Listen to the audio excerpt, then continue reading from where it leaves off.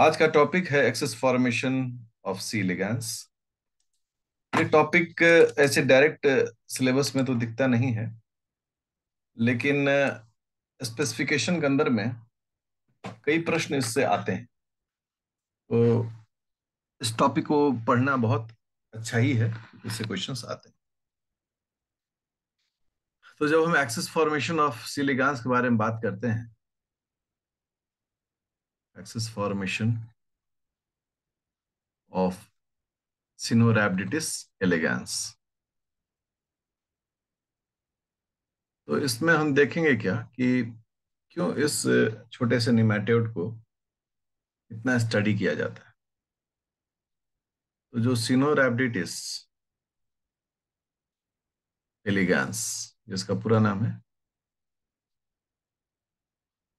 अगर इसकी बात करें तो ये बहुत छोटा है, वेरी स्मॉल। 1 मिलीमीटर समझिए इसकी लंबाई, बहुत है, बहुत छोटा है। फिर ये फ्री लिविंग भी है, मतलब अपना जीवन यापन स्वतंत्रता पूर्वक करता है। हम्म, ये है क्या, ये एक निमेटोड है, निमेटोड। अब इसको स्टडी क्यों किया जाता है? क्योंकि एक तो इजीली अवेलेबल है, आसानी से कल्चर किया जा सकता है। उसके अलावा इसके कुछ ऐसे कैरेक्टरिस्टिक फीचर्स हैं जो इसके कल्चर को करने में आसानी प्रोवाइड करता है। जैसे इसका एम्ब्रियोजेनेसिस जो है बहुत तेजी से होता है, रैपिड पीरियड ऑफ एम्ब्रियोजेनेसिस। ठीक है, बहुत तेजी से एम्ब्रियोजेनेसिस करता है। लगभग 16 घंटे में इसका पूरा एम्ब्रियोनिक डेवलपमेंट स्टडी किया जाता है। तो ये कोई सामान्य बात नहीं है, ये बहुत अच्छी बात है कि हम बहुत तेजी से, मतलब कम समय में हम ज्यादा से ज्यादा एम्ब्रियोलॉजिकल इवेंट्स को स्टडी कर सकते हैं। सेकेंड है कि जो इसका एडल्ट होता है, एडल्ट इज हर्माफ्रोडाइट। तो हर्माफ्रोडाइट होने के कारण क्या है कि इसमें मेल और फीमेल सेक्स ऑर्गन दोनों एक ही बॉडी में मौजूद रहता है। और तीसरी जो बात है, कैन डू, ये कर सकते हैं क्या, self fertilisation and cross fertilisation, and cross fertilisation, ये दोनों काम ये निभा सकते हैं। तो ये भी इसकी खासियत है, और इन्हीं सभी खासियत के कारण एम्ब्रियोलॉजी में इसकी स्टडी की जाती है, और ठीक ठाक इसका मतलब रिस्पॉन्स विद्यार्थियों को भी समझ में आता है। इसके सेल्स काउंटेड है, बहुत छोटा है। इसमें 959 सोमैटिक सेल्स है, मतलब सारे सेल्स काउंटेड है। साथ ही क्या है कि इसका सेल लीनिएज क्या है, ये भी लोगों को पता है। तो non cell lineage, cell lineage का मतलब है कि एक जाइगोट से कैसे कैसे अलग अलग सेल्स बने हैं, उन सब का जो है नहीं है, एक फ्लो चार्ट पता चल जाता है। लगभग 1900 जीन्स इसमें मौजूद होते हैं।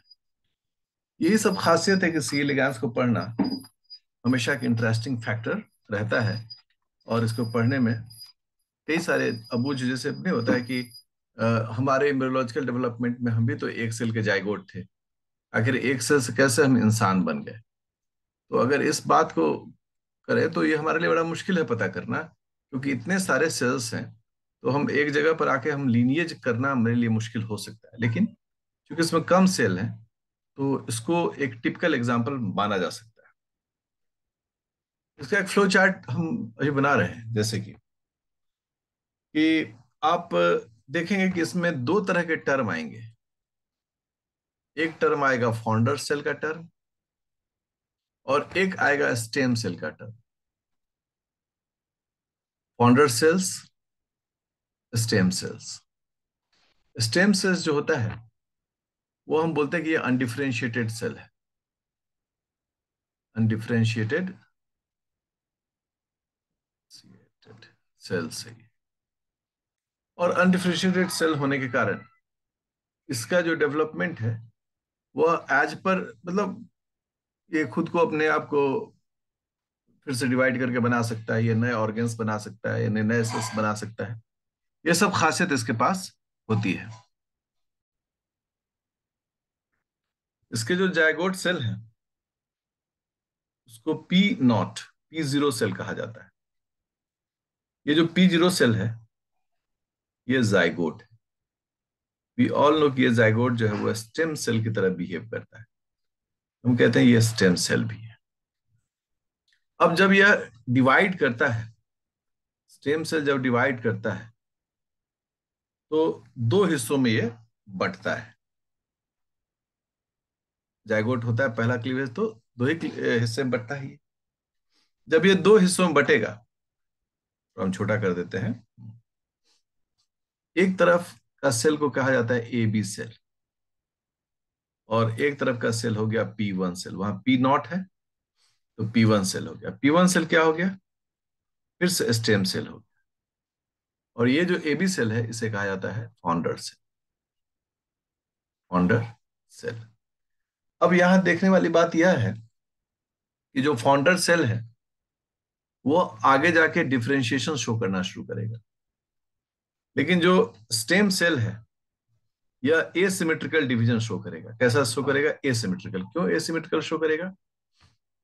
क्योंकि आप देखें कि ये जो स्टेम सेल है P0 या P0, इससे दो अलग अलग प्रकार के सेल बने। नहीं होता क्या होता? P1 होता, P2 होता। ऐसा तो हुआ नहीं। एक तरफ ए बी बन गया, एक तरफ P1 बन गया। एक तरफ फाउंडर सेल का नेचर है और दूसरी तरफ स्टेम सेल का नेचर। ठीक है।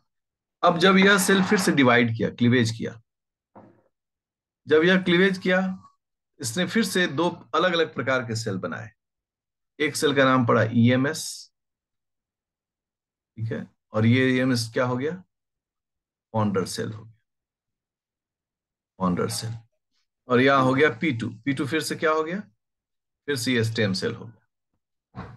अब AB जो है, अच्छा, ये जो डिवीजन हो रहा है उसमें जिधर AB बन रहा है वो एंटेरियर साइड है, मतलब अगला हिस्सा में बन रहा है जायगोट के।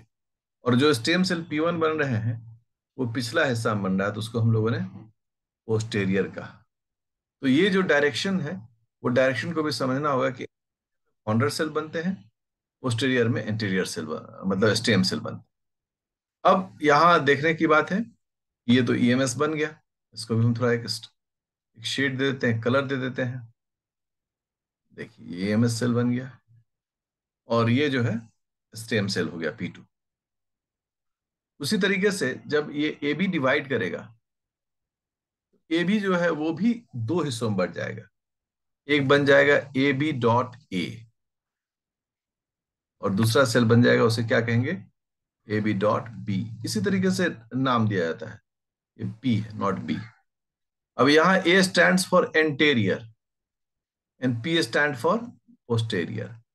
ए बी जब दो ऊपर नीचे बटेगा तो एक एंटीरियर साइड में बढ़ जाएगा और एक पोस्टीरियर साइड में। उसको डायग्राम से भी दिखाएंगे, लेकिन अभी इसी प्रकार से देखते हैं।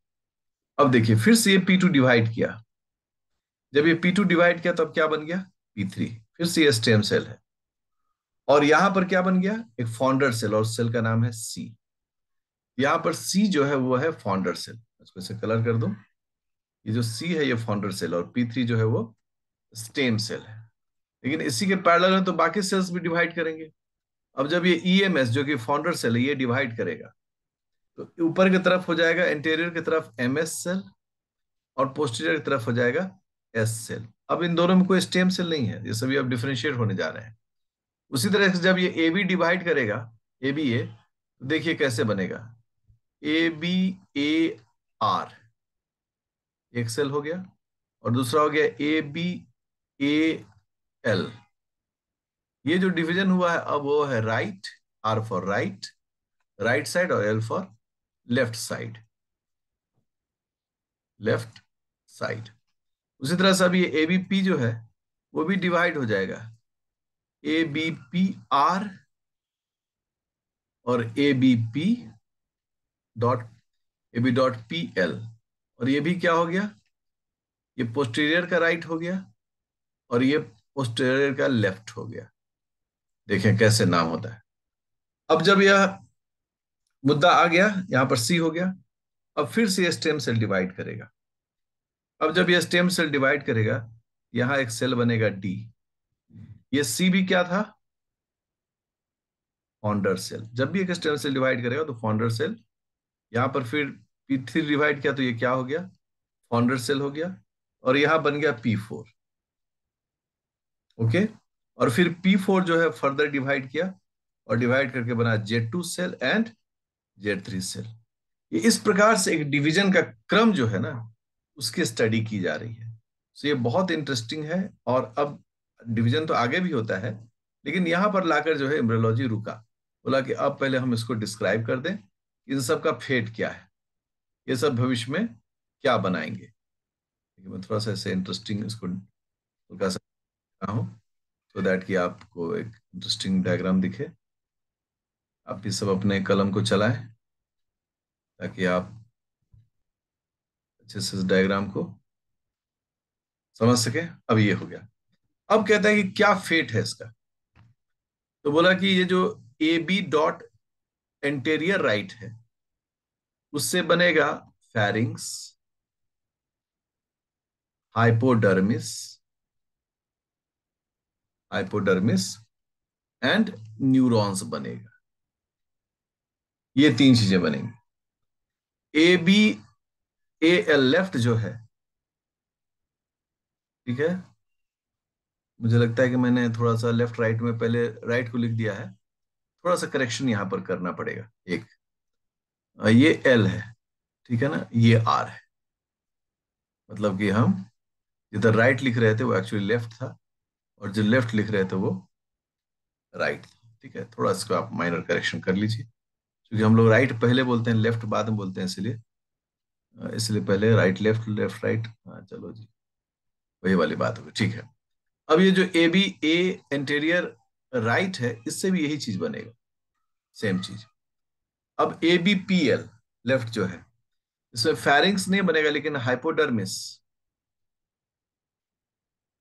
और न्यूरॉन्स बनेंगे। न्यूरॉन्स, इनसे भी सेम यही चीज बनेगा। और साइंटिस्ट ने काउंट कर लिया, 389 सेल्स जो हैं, 389 सेल्स वो ये काम करते हैं। जब आगे बात बढ़ी तो एमएस के बारे में आया। एमएस में क्लियर कट है, मसल्स बने, फेरिंग्स बना, और गोनाड्स बने।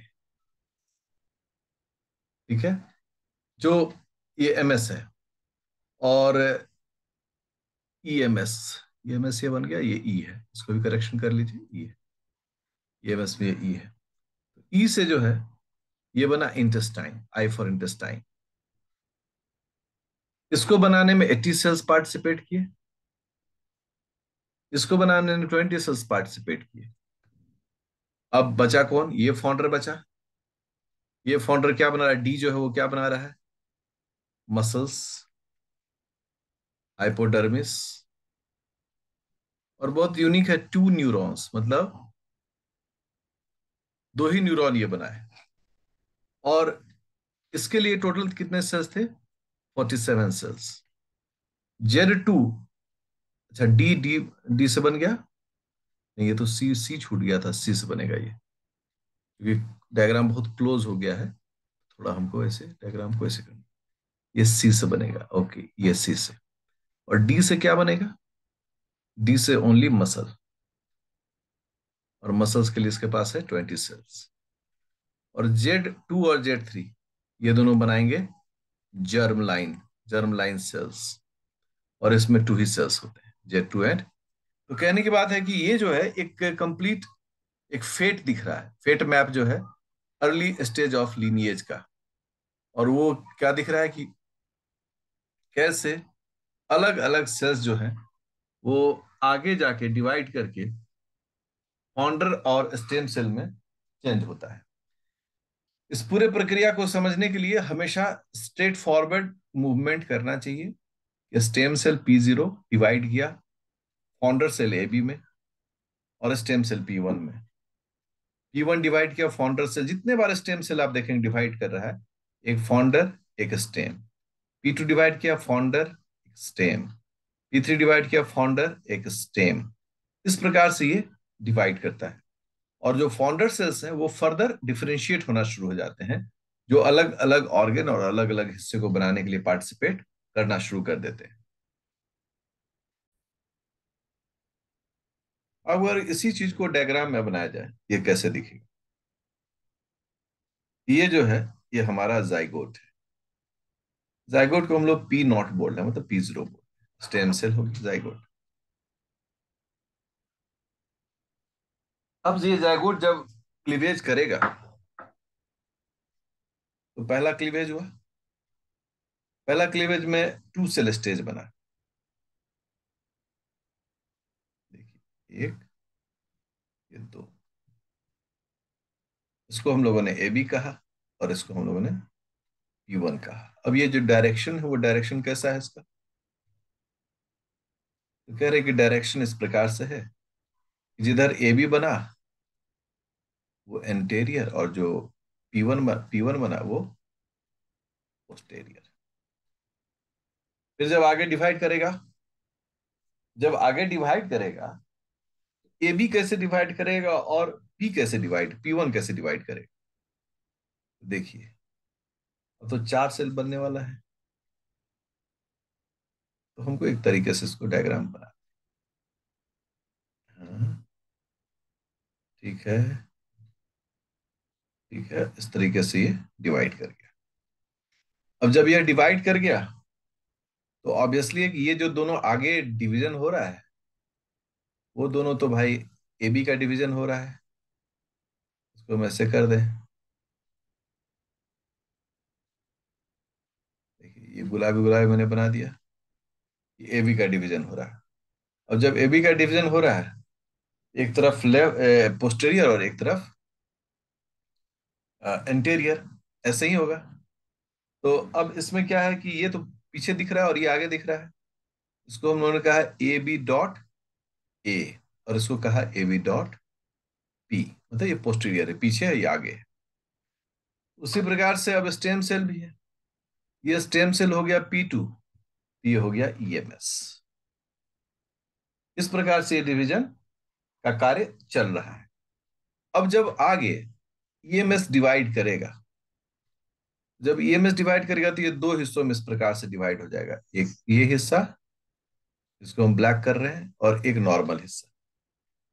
अब जब यह फर्दर डिवाइड किया अगर इस तरीके से, तो वैसे तो यहां दिख रहा है कि ये अलग है, नहीं नहीं, लेकिन ये एक्चुअली डायरेक्शन वाइज में ये MS हिस्सा बनता है और ये बनता है E।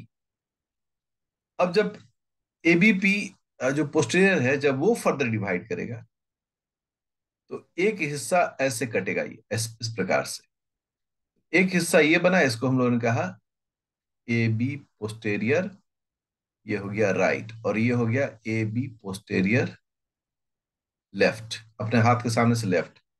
अब ये भी उसी प्रकार से ऐसे डिवाइड करेगा। ये हो जाएगा AB एंटेरियर लेफ्ट, और ये हो गया AB एंटेरियर राइट। और फिर ये P2 जब डिवाइड करेगा, तो एक हिस्सा बन जाएगा P3 और एक हिस्सा बन जाएगा C। मतलब इस प्रकार से डिवीजन का काम जो है वो सतत चलते रहता है। फिर वो ग्रो करेगा, फिर फर्दर डिवीजन करेगा, फिर फर्दर डिवीजन करेगा। और इस प्रकार से ये डिफरेंशिएशन जो है धीरे धीरे डेवलप करता है, और इसमें एक फाउंडर सेल बनता है और दूसरा जो है वो है स्टेम सेल है।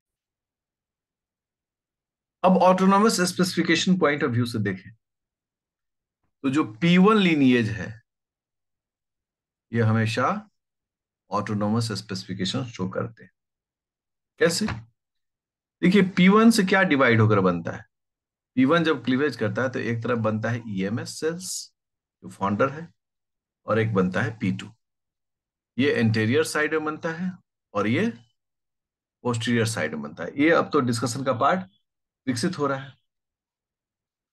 तो जब P1 इस तरीके से डिवीजन करेगा, तो ये इस स्टेम सेल की प्रॉपर्टी पर, जो इसके साथ जो फाउंडर सेल बना था, जिसका नाम है AB, AB अब फर्दर कोई भी स्टेम सेल नहीं बनाएगा।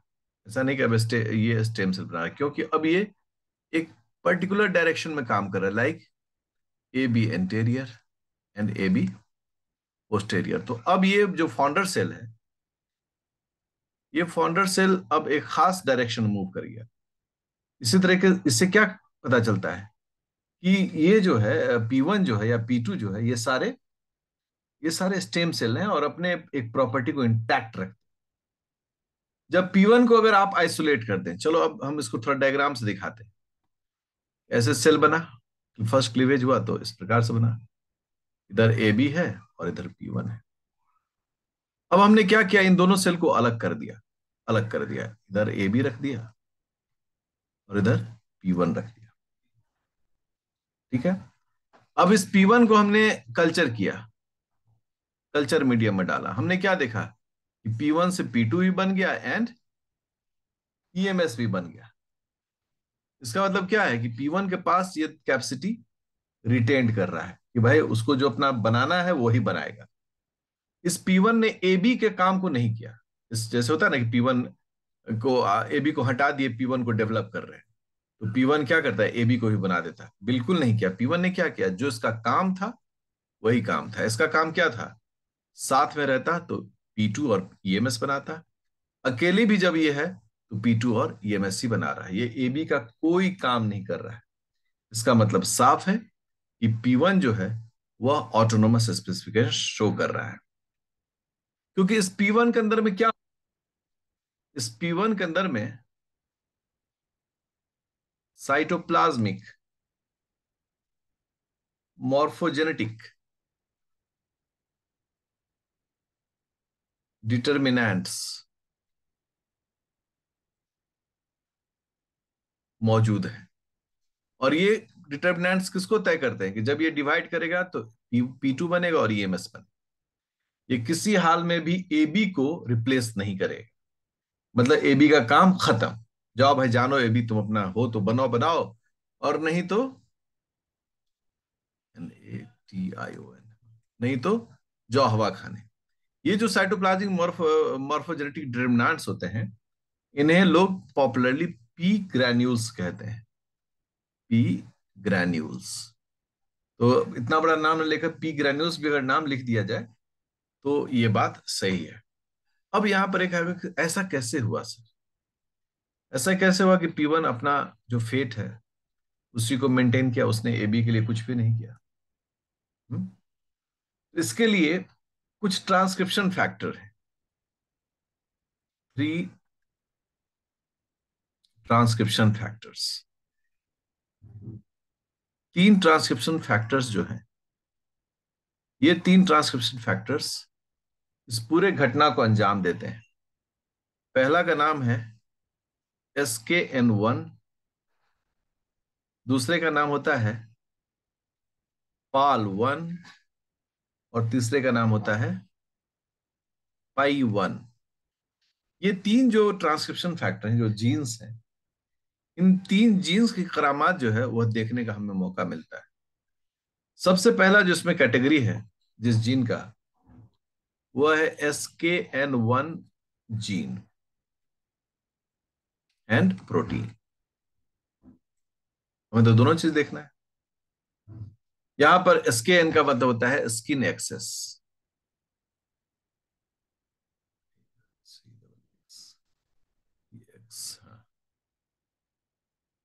स्किन एक्सेस, ये इसका इस नाम से उसको बनाया गया। अब क्या है, ये जो जीन है ये मैटरनल है, मतलब ये अंडा में जब अंडा बनता है उस वक्त ही ये आते हैं। और इनका रोल क्या है, इनका रोल है regulate the fate of regulate the fate of EMS blastomeres, EMS blastomeres. ये उसके फेट को रेगुलेट करते हैं। कौन, SKNG। ठीक है। तो जैसे कि अगर ईएमएस से क्या बनना चाहिए, ईएमएस से फ्यूचर में पोस्टेरियर फेरिंग्स बनना चाहिए। इस काम को करने के लिए, चूंकि ये भी तो फर्दर डिवाइड करेगा ना ईएमएस, ये और MS में, ये इस प्रकार से ये काम करता है। तो कैसे हम इसको फ्लो चार्ट बनाते थे, हम लोग बनाते थे कि P0 से P1 बना P1 से, EMS बना EMS से, MS बना MS से, फेरिंग्स बना। यही हमारा मूवमेंट है, P0 से P1। अच्छा, जो दूसरा बना उसको हम नहीं बोल रहे हैं। EMS बना EMS से, MS बना MS से, फेरिंग्स बना।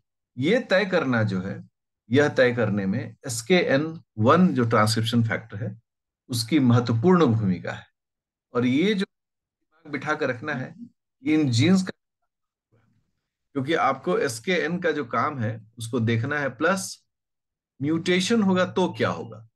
ये बहुत ही इंटरेस्टिंग मोड पर हम लोग आ गए हैं। अब एक एक सेल को और उससे उसके जो जीन्स के जो रेगुलेशन होते हैं उसको देखना है, और उस देखने के बाद उसके से क्या क्वेश्चंस जनरेट होंगे उनको भी सीखना है।